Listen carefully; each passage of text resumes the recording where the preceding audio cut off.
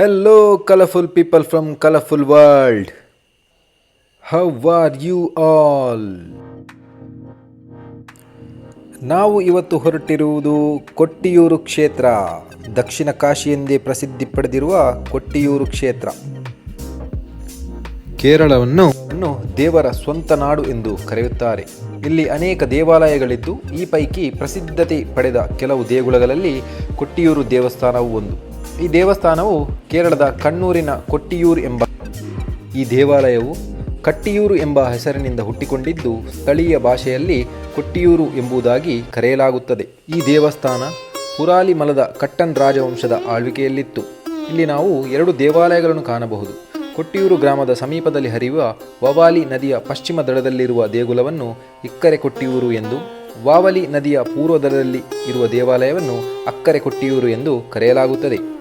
ಈ ದೇವಾಲಯವು ಮಲಬಾರ್ ವಿಶೇಷ ವರ್ಗದ ದೇವಾಲಯವಾಗಿದೆ. ಈ ಅಕ್ಕರೆ ಕೊಟ್ಟಿಯೂರಿನ ವಿಶೇಷವೆಂದರೆ ಈ ದೇವಾಲಯವು ತಾತ್ಕಾಲಿಕ ಯಾಗ ದೇಗುಲವಾಗಿದ್ದು ಇದನ್ನು ಕೊಟ್ಟಿಯೂರು ವೈಶಾಖ ಮಹೋತ್ಸವದಲ್ಲಿ ಮಾತ್ರ ಸುಮಾರು 80 ಎಕರೆಗಳಷ್ಟು ದಟ್ಟವಾದ ಅರಣ್ಯ ಪ್ರದೇಶದಲ್ಲಿ ವ್ಯಾಪಿಸಿರುವ ಪವಿತ್ರ ಪ್ರವಾಸಿ ತಾಣ ಇದಾಗಿದೆ. ಅಕ್ಕರೆ ಕೊಟ್ಟಿಯೂರು ದಕ್ಷಯಾಗದ ಸ್ಥಳವಾಗಿದೆ ಎಂದು ಪುರಾಣಗಳು ಹೇಳುತ್ತದೆ. ಈ ಸ್ಥಳದಲ್ಲಿಯೇ ಸತಿದೇವಿಯು ತನ್ನನ್ನು ತಾನೇ ದಹಿಸಿಕೊಂಡಳು ಎಂದು ಹೇಳಲಾಗುತ್ತದೆ. ಈ ದೇವಾಲಯದ ಮತ್ತೊಂದು ಮಹತ್ವ ಏನೆಂದರೆ ಇದು ಕೇರಳದ 2ನೇ ಶ್ರೀಮಂತ ದೇವಾಲಯವಾಗಿದೆ.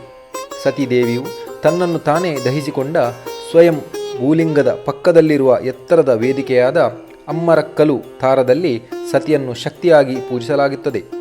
ಇದು ಶಕ್ತಿಪೀಠಗಳ ಮೂಲ ದೇವಾಲಯ ಎಂದು ನಂಬಲಾಗಿದೆ. ಹಾಗೆ ಹಿಂದೂ ದೈವಗಳ ಉಪಸ್ಥಿತಿಯ ಸಂಗಮವಾಗಿರುವುದರಿಂದ ಈ ಸ್ಥಳವನ್ನು ಕೊಟ್ಟಿಯೂರು ಎಂದು ಕರೆಯಲಾಯಿತು.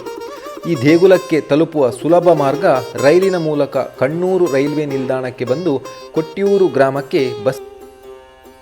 ಕೊಟ್ಟಿಯೂರು ಪ್ರಾಚೀನ ಶಿವ ದೇವಾಲಯವು ದಕ್ಷಿಣ ಭಾರತದಲ್ಲಿ ವಿಶೇಷ ಮನ್ನಣೆಯನ್ನು ಹೊಂದಿರುವ ದೇವಾಲಯವಾಗಿದೆ. ಈ ದೇವಾಲಯದ ಮಹತ್ವವೇನು, ಇಲ್ಲಿನ ರೋಚಕ ಇತಿಹಾಸ ಏನು ತಿಳಿಯೋಣ.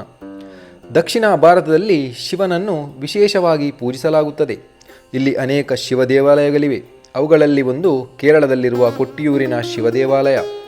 ಇಲ್ಲಿನ ಅಕ್ಕರೆ ಕೊಟ್ಟಿಯೂರು ಪ್ರಾಚೀನ ಶಿವ ದೇವಾಲಯವು ಹಿಂದೂ ಪುರಾಣಗಳಲ್ಲಿ ವಿಶೇಷ ಸ್ಥಾನವನ್ನು ಹೊಂದಿದೆ.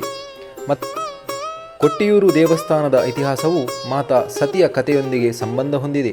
ಈ ಪೌರಾಣಿಕ ಕಥೆಯ ಪ್ರಕಾರ ಒಮ್ಮೆ ಮಾತಾ ಸತಿಯ ತಂದೆ ಪ್ರಜಾಪತಿ ದಕ್ಷನು ಯಾಗವನ್ನು ಆಯೋಜಿಸಿದಾಗ ಅವನು ಶಿವನನ್ನು ಯಜ್ಞಕ್ಕೆ ಆಹ್ವಾನಿಸಲಿಲ್ಲ. ಆ ಯಾಗವನ್ನು ಕೊಟ್ಟಿಯೂರು ದೇವಸ್ಥಾನದ ಪ್ರದೇಶದಲ್ಲಿಯೇ ಆಯೋಜಿಸಲಾಗಿತ್ತು ಎನ್ನಲಾಗಿತ್ತು. ಈ ದೇವಾಲಯದ ಶಿವಲಿಂಗವು ಸ್ವಯಂ ನೆಲದೊಳಗಿಂದ ಇದನ್ನು ನದಿ ಕಲ್ಲುಗಳಿಂದ ಮಾಡಿದ ಎತ್ತರದ ವೇದಿಕೆಯ ಮೇಲೆ ಸ್ಥಾಪಿಸಲಾಗಿದೆ. ಕೊಟ್ಟಿಯೂರು ದೇವಸ್ಥಾನದಲ್ಲಿ 28 ದಿನಗಳ ಕಾಲ ನಡೆಯುವ ವೈಶಾಖ ಮಹೋತ್ಸವವು ದೇವರಿಗೆ ತುಪ್ಪದಿಂದ ಸ್ನಾನ ಮಾಡುವುದರೊಂದಿಗೆ ಪ್ರಾರಂಭವಾಗುತ್ತದೆ.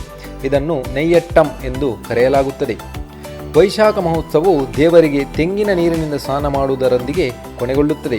ಈ ಆಚರಣೆಯನ್ನು ಕೊಟ್ಟಿಯೂರು ದೇವಸ್ಥಾನಗಳ ನವೀಕರಣವನ್ನು ಆದಿಗುರು ಶಂಕರಾಚಾರ್ಯರ ಕಾಲದಲ್ಲಿ ಮಾಡಲಾಯಿತು. ಕೊಟ್ಟಿಯೂರು ದೇವಸ್ಥಾನದಲ್ಲಿ ನಡೆಯುವ ವಾರ್ಷಿಕ ಉತ್ಸವದ ವೈಶಾಖ ಮಹೋತ್ಸವದ ನಿಯಮಗಳನ್ನು ಸಹ ಶಂಕರಾಚಾರ್ಯರು ಮಾಡಿದ್ದಾರೆ ಎಂದು ಹೇಳಲಾಗಿರುವ ವಿಚಾರ.